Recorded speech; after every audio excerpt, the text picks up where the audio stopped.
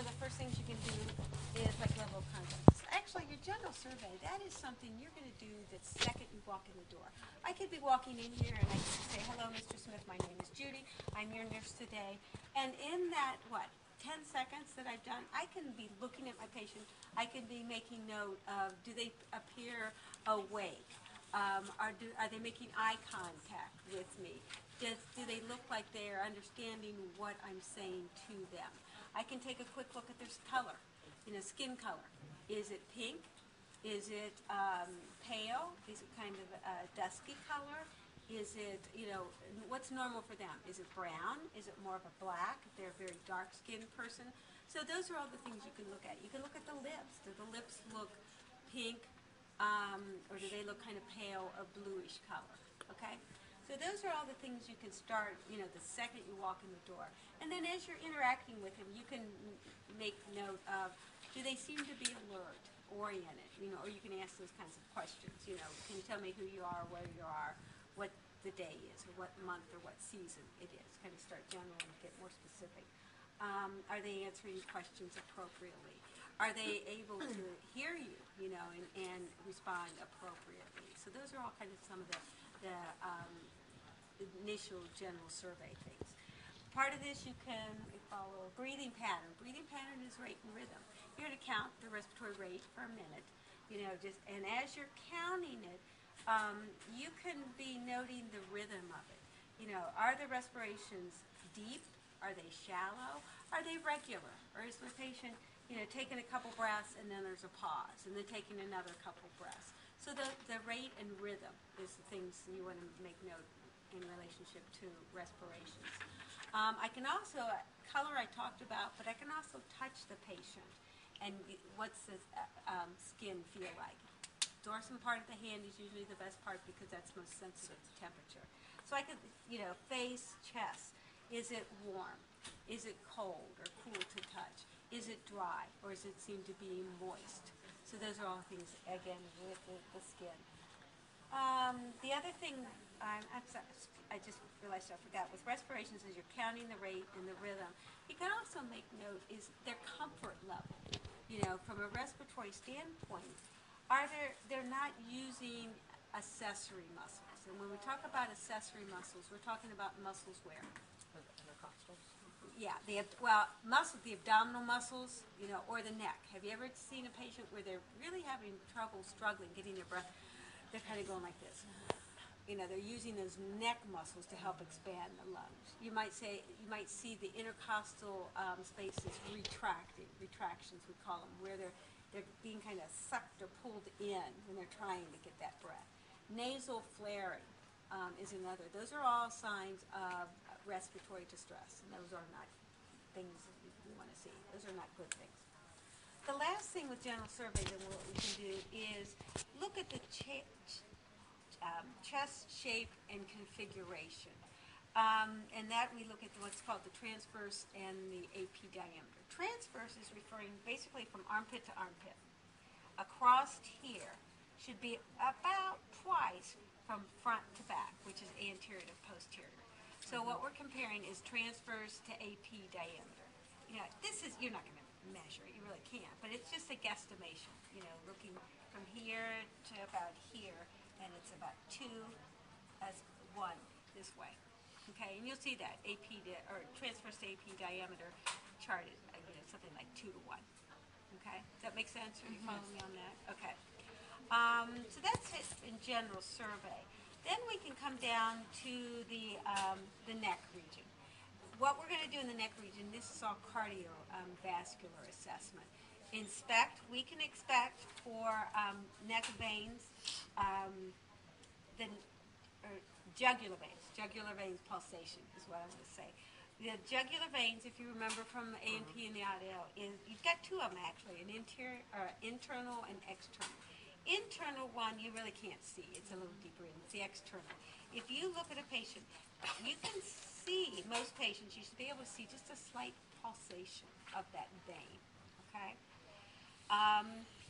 With why we're doing this, we're checking for the neck veins pulsation, is we're checking for what we call neck vein distension, or jugular venous distension, JVD, NVD. You'll hear those terms used interchangeably. That's not normal. If you see something like that, that's a sign of fluid overload in the body, and more specifically, it's a sign of right-sided heart failure. You'll learn more about that next semester when you get to those cardiac diseases, but that's what you're checking for. The key thing to remember with this is the patient needs to be in a 45-degree angle. Now, does he look like he's about 45? Okay. Well, let's check here. You can check over on that side. There's a dial here that tells you, and It's on the frame. it's on the frame down here. Most of the beds, wherever you look for these when you go to clinical, when you get on clinical, most of the beds have these. So it takes the guesswork. He's probably still a little bit low. Okay, that's a little bit better. Okay, so you've got, just use your dial. A lot of normal people will have neck vein distension when they're lower, when they're flat. I'm a good example. I can lay down on a bed and you can see it pulsating. The key is when the person is in a 45-degree angle, and if they still have that neck vein distension, then that's a positive sign of like that fluid overload, right-sided heart failure. Okay.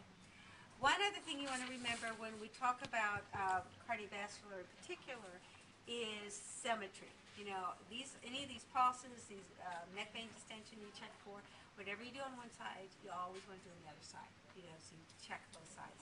Where you're going to see the jugular vein, usually you have your patient just turn their head. Take the pillow out of the way. It's just going to be easier. Turn their head. And if you look along here where the curve of the jaw, right around in here is typically, you can't see it on, obviously, the dummy here, but you should be able to see this on each other. You look for that pulsation. If you're not sure, you want to take a pen light and you want to shine it at an angle. Not like this, but either like this way or down this way to shine it across that vein. Because again, if it's sticking out and you shine it this way, you're going to see a shadowing. Do you remember the picture, the one on the audio, where it looked like there was a light source from up here and you could really see the distension? If not, if you didn't look at it, that kind of it really stood out where you could see that distension. Then obviously you would do the same on the other side. Have them turn their head slightly, use your pen light, and shine it at an angle. And in that area, you want to look for some distension. Okay, so that's our inspection. Our palpation in this area is we're going to check the carotid pulse. Carotid pulse, you have one on either side of your neck. You remember when you learned what CPR, they always said find the trachea, slide your fingers into the groove over there. You always use your fingertips because they're most sensitive. So you find it and find your pulse that way.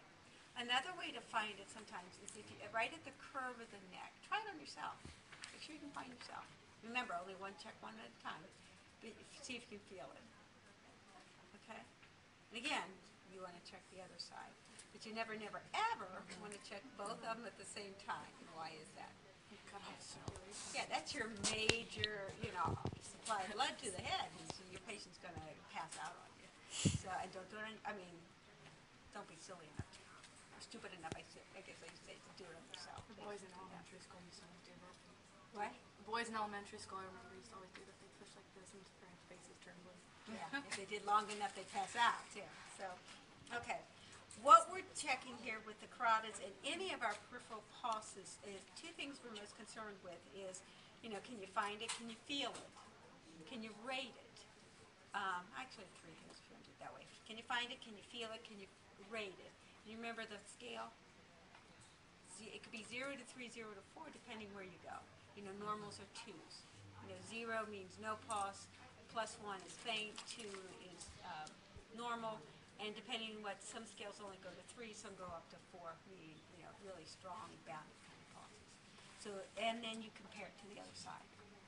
We're not really concerned about taking rates because we're going to check the heart rate when we get over here and listen to the apical impulse, apical pulse. Okay, so then the last thing we're going to do, and this is not part of a routine assessment, but only if you suspect your patient has cardiovascular disease, such as they've got blockage built up in arteries, major arteries, obviously the arteries in the heart, because that can cause people to have heart attacks, in the lower extremities like the femoral arteries, but also the carotid arteries can get blocked, and actually can cause people to have strokes. So what you're going to do is, wherever you found that pulse, you want to take, now here we're going to use the bell of the stethoscope, so make sure it's turned that way. So you take the bell of the stethoscope. You remember why? Slow pitch. Low pitch. Bell's the best to use for low pitch sounds. And so this is one of those cases. If you hear what we're listening for is a carotid bruit, which is because of the blockage, is a swishing turbulence of blood flow, and it causes like a swish, swish, swish sound. So you gently put the bell over where you felt the pulse, and then as you start to listen, you ask the patient to hold their breath. Now, why do you have them hold their breath? Yeah, if you listen there normally, you hear those harsh tracheal breath sounds over that, and you totally miss, because it's usually a real faint swish, swish you'll hear. You can, miss it, so have them hold their breath, okay? Then you do the same on the other side. After where it was, gently put the bell there, ask them to hold their breath, and listen, okay? So that's what we do in the neck. We do neck, check for neck vein distension, check the carotid pulses, and then check if the patient has heart problems or history. Check the breathe. What would it sound like if they did have heart problems? Instead of the swishing, what would it sound like? Well, that's it. If you Oh, hear the swishing, that means you're hearing a bruit, Okay. and okay. that means blockage. Okay. Okay, on a normal person, and do it on each other. Hopefully, you all are normal. You won't hear any swishing kind of sounds. Okay. Okay. Now we can move. What's next? We move down to the chest, anterior chest. We'll start with cardiovascular. You're going to inspect and auscultate for normal and abnormal heart sounds. We're going to do the same